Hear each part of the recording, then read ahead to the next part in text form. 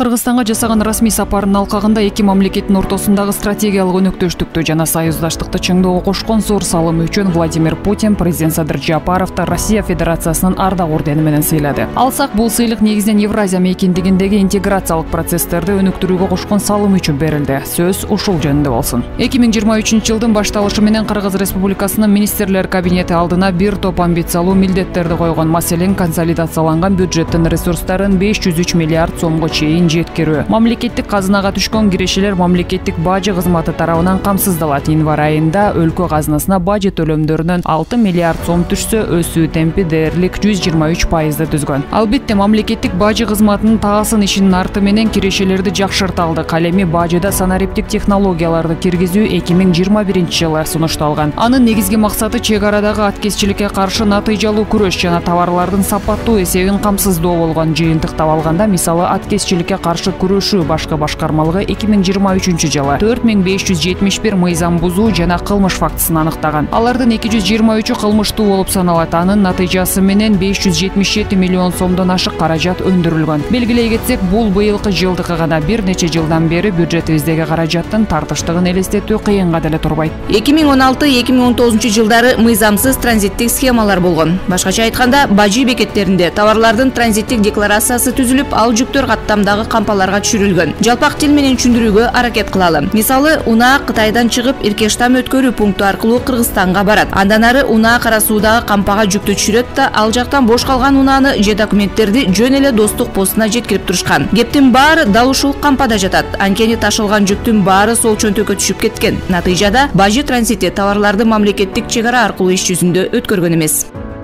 Иркештам Кызыл Бел 2016 жылы 2143 транспорттук каражат, зыян тартуу 3 миллиард сомдон ашык.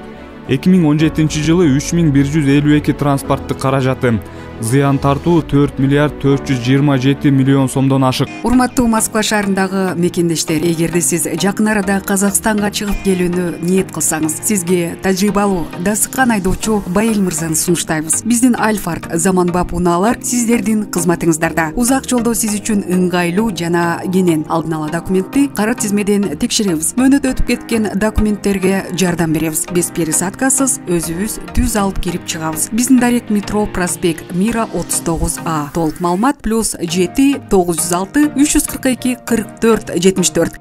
Иркештам Кызыл Бел 2016 жылы 2143 транспорттук каражат, зыян тартуу 3 миллиард сомдон ашык. 2017 жылы 3152 транспорттук каражаты, зыян тартуу 4 миллиард 427 миллион сомдон ашык.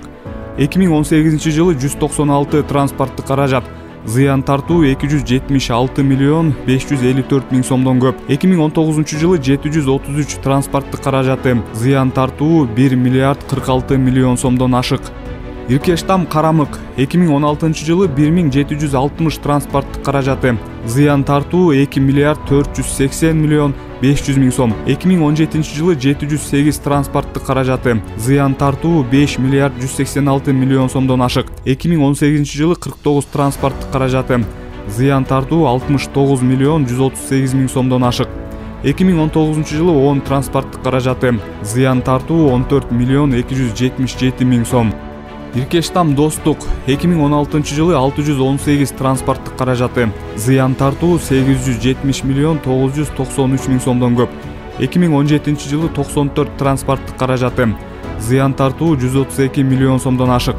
2018 жылы 229 транспорттук каражаты, зыян тартуу 323 миллион сомдон көп. Ал эми 2019 жылы 719 транспорттук каражаты, зыян тартуу 1 миллиард 26 миллион сомдон ашык. Натыйжада бул 3 тармак боюнча зыян тартуу болжолдуу түрдө 18 миллиард 873 миллион сомдон ашык сумманы түзөт. Мындан тышкары Иркештам бажы постунун Кытай-Кыргызстан багытында мыйзамсыз схема уюштурулган. Алсак атайын каттала турчу журналдарга катталбастан бир күндө Кытайдан келген орточо салмагы 20,5 тонна жүктөн турган 5 жүк ташуучуна аткезчилик жол менен өткөрүлгөн. Жылына 1825 транспорттук каражат. Жалпы жонунан болжолдуу зыянга учуроо 9 миллиард 10 миллион сомдон ашык.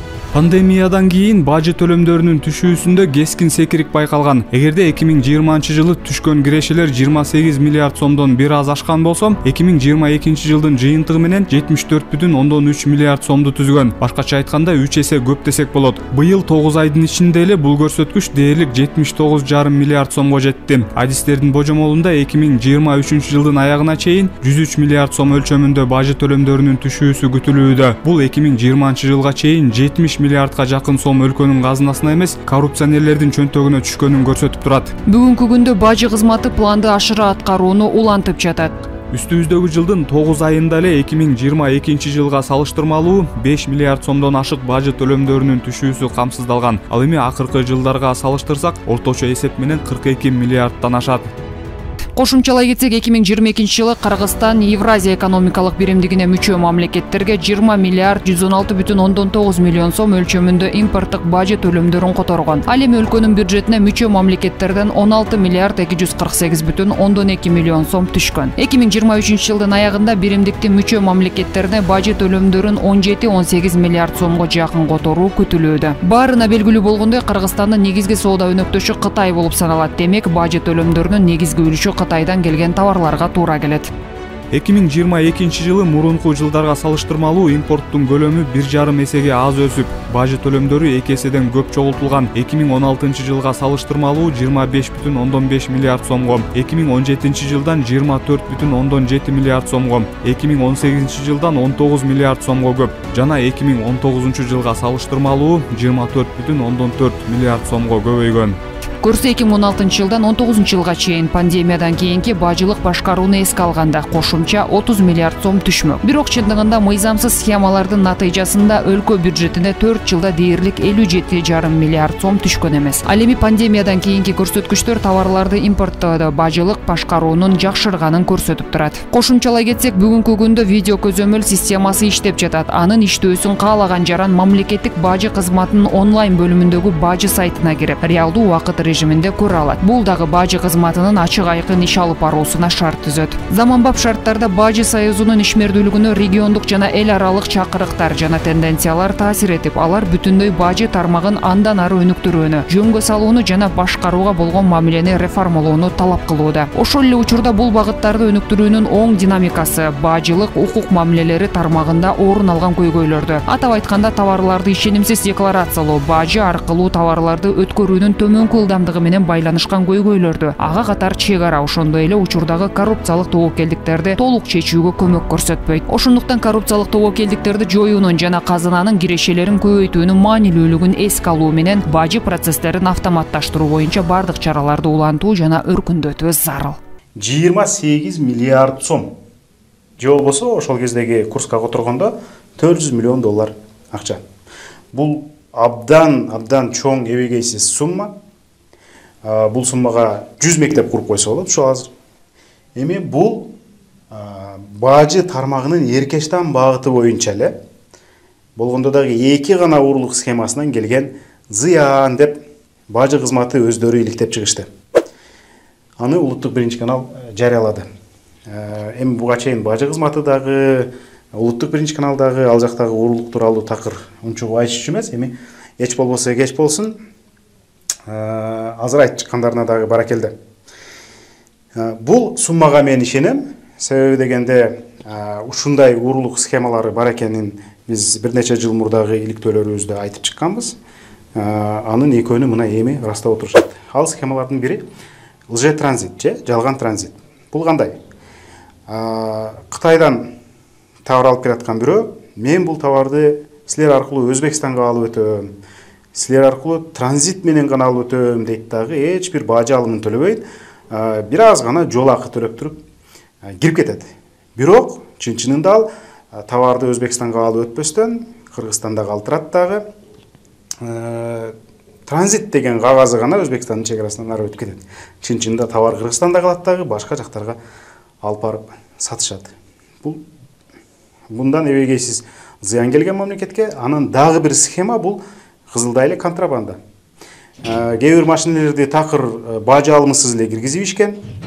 Жөн эле бир короодон экинчи короого киргенде эле контролу жок, бажы алымсыз эле кирген. Кээ бир машинелер болсо эч кандай тийиштүү төлөмдөрдү төлөгөн эмес. Айталы, телефон менен кездеменин бажы алымы таптакыр эки башка.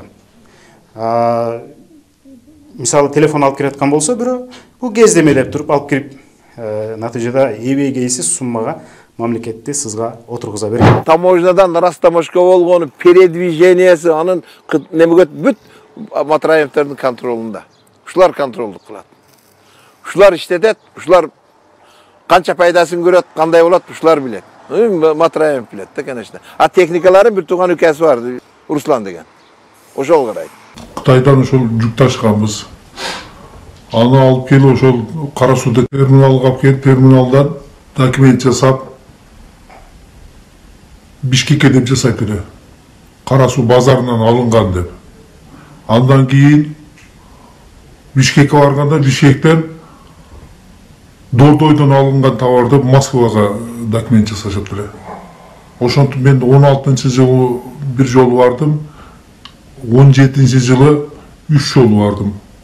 20 Volvo 4-5 рейстен каттаган да. Курбаев тирүү кезинде, Матраимовдун эбегейсиз күч болуп турган кезинде, мына ушуларды айтып кеткен, башын тобокелге салган ушул адамдарга мен дагы бир ирет ыраазычылык айтып кетейин.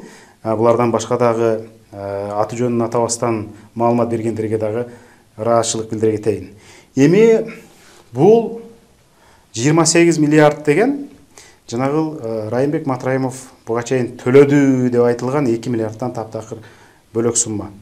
Эмне үчүн 2 гана миллиард мамлекетке төлөдү, бул деген абдан аз деп ызы-чуу салып жер сабаганыбыз ошондон болгон. Анда Матраимов бир гана схеманы мойнуна алып, андагы азын-олак гана бөлүгүн төлөгөн. Анда мен өтүп аткан машинелерден $870 доля алып тургам ар биринен деп атат. Ал өзүнчө бир үчүнчү схемада. Андан башка дагы урлук схемалары бар. Менимче бийлик аларды дагы ачат болуш керек. Жалган импорт деген бар, жана башкалар да бар. Эми ишыгыл бажыда мындай урлук схемалары бир топ. Эми бул акчаны мамлекет кайра кайтарып алышы керек. Эгерде ушул акча урдалбаганда биз мына ушунчалык 28 миллиард сомдук бай жашамакпыз да азыр кыргыз эли. Бул деген сиздин, биздин кыргыз элинин акчасы. Биздин чөнтөгө түшө турган, биздин жыргалчылыгыбызга жумшала турган каражат болчу. Бул эми бажынын жарымынын жарымы келтирген зыян деп айтып атпайбызбы? Андан тышкары Торгарт багыты бар, андан тышкары Манас аэропорту бар, андан тышкары башка дагы терминалдардан келген уурулуктун зыяндары бар. Эгер бийлик ушунча баштагандан кийин чындап эле аягына чейин жеткизип, саясий эрки бекем болуп, анан ошол таап чыгып жана кайтара турган болсо, эбегейсиз бажыдан уурдалган миллиарддарды, ошондо накта кыргыздын кашыгы дагы табагы дагы алтын болот. Керек болсо тышкы ички карыздарыбызды мына ушулардын эсебинен төлөп койсок дагы боло тургандай мүмкүнчүлүк бар. Анан бул эми ойдон чыгарылган сумма эмес албетте. Жанагыл жерде расмий статистиканы карасаңар, арифметика өзү эле көрсөтүп атат. Себеби дегенде албетте 2020-2019 пандемия болуп калып, машинелер аз өтүп, көрсөткүч төмөндөп кеткен. Бирок 2019-га чейин болжолу 30-40 миллиард гана бажы чогултчу да таможня. Былтыр болсо 2022 75 миллиардга жакын болду. 2023 100 миллиард чогултабыз деп атышат. Мына ушул арифметикалык көрсөткүчтөр эле канча сумма кайда уурдалып атканын көрсөтүп атат. Албетте мындан дагы көп чогултса болот, мындан дагы көп мүмкүнчүлүктөрү бар. Анан ушунча суммалар, ушунча элдин ырыскысы уурдалып атканда 5-10 тыйынга алданып, бизди журналисттерди, анын ичинде мени жаманатты кылган байкуштарды эми кудайга эле койдук. Кантсе дагы эч болбосо кеч болсун дегендей бийлик акыры биздин иликтөөнүн өзөгүнө көңүл буруп, анын ичинде маалыматтар туура экенине ынанып, эми албетте ынанган туура экенин моюнга алып мына элге чыгарып атышат. Ушул жагына шүгүр дейли. Эми ушул каражаттардын кайтышын күтөлү. Буларды эми кимден кайтарат? Жакында Матраимов Көлбаевке тиешеси бар деп 50 бажычы кызматтан кетти деп атышпайбы? Жанагыл уурулук жолдорунда отурган, аларды көзөмөлдөгөн мына ошол бажычылар болгон. Алардын башында акчаны эң чоңун көзөмөлдөп, ар жака, бер жака бөлүштүргөн Матраимов болгон.